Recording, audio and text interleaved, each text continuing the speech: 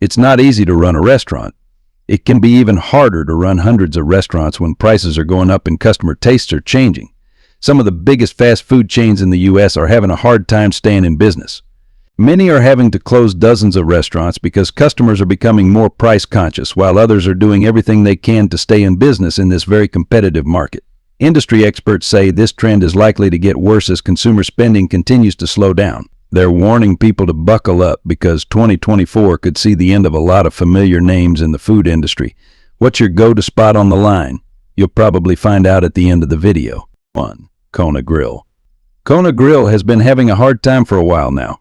In 2019, the restaurant chain filed for bankruptcy because it had too much debt to handle. The company One Group bought Kona Grill and saved it. To improve the chain's financial results, the new parent company of hospitality decided to close down a lot of locations that weren't doing well. However, Kona Grill hasn't been able to reverse the negative trend, and things have only gotten worse for the company this year. According to its most recent earnings report, the restaurant franchise saw a 14% drop in customer traffic and a 99.7% drop in same-store sales in the first few months of the year. With about a quarter of its locations reporting declining revenue, Kona is also having a hard time making money right now as it tries to get people to come back in One Group. CEO Manny Hilario said that the chain is reducing its food and drinks to attract customers who are tired of paying high prices, but wages have been staying the same and prices are going up, could get in the way of the company's plans. 2. Starbucks. The well-known coffee shop chain has been having a rough time lately. In his most recent meeting with investors, CEO Laxman Nishaman said that Starbucks' performance in the first quarter of 2024 was quite disappointing. The company saw a 7% drop in same-store sales in the U.S. and a 4% drop in transactions.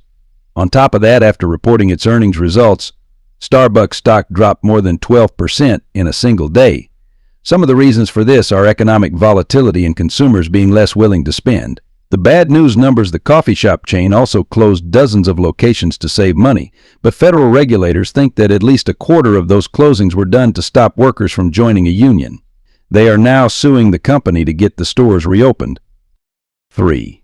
KFC. A fast food company. While Kentucky Fried Chicken seems to be doing very well in China, things have not been going so well in the United States. The high costs of labor, supplies, and food have been eating away at the chain's earnings for several quarters now.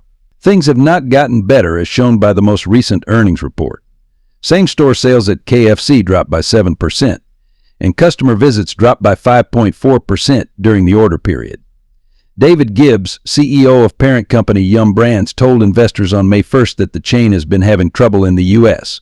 He said that the drops were due to tough competition from other chicken chains and a slowing economy in the country. Right now, Yum is working to completely reset the KFC brand and adapt to the changing tastes of the market. 4. McDonald's.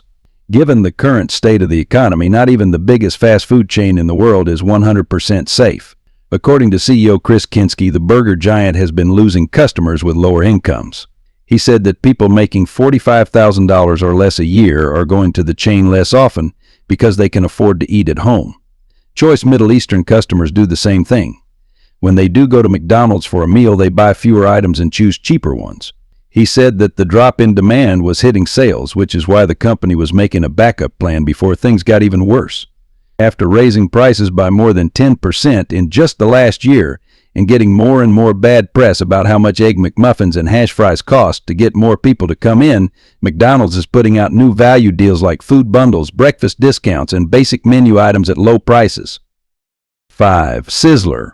These fancy steakhouses had their time and place, but the section is becoming less and less popular. Sizzler sales are falling all over the country. The restaurant has been struggling to stay open for years, and now there are less than 100 locations across the country. Many of the few that are still open are losing money, making them unprofitable. 2024 could be the year that their last steak goes off. 6. Red Lobster. Not long ago, the most well-known seafood chain in the United States filed for bankruptcy. In a news release announcing the filing, CEO Jonathan Tebus listed several financial and operational problems such as higher food and labor costs and large operating losses.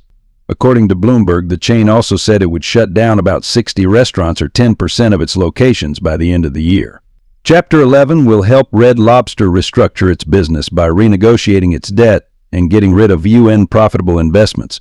But analysts say that the company's owner Thai Union Group's plans to sell its shares in the chain in January were just the latest sign of its long-term problems. Financial contributions during an earnings call, CEO Tho Prong Chanier said they don't expect to get much from the sale. 7. Steak and Shake. Steak and Shake has closed almost 200 times in the last few years, and it looks like it's dying right in front of our eyes. According to MASH.com, the number of visitors has been going down for several quarters in a row. Same-store sales have dropped by 7.7% this year alone, and they have also dropped by 5.1% in the 5 years before that. This means that the chain has lost a huge $18.9 million in profits, and it is now in danger of going out of business. 8. Outback Steakhouse. Brands that Bloom, the parent company of Outback Steakhouse, has said that 41 locations will be closing this year. This choice was made after looking at a number of factors, such as sales and traffic trade areas and the investments that would have been made to make the restaurants better.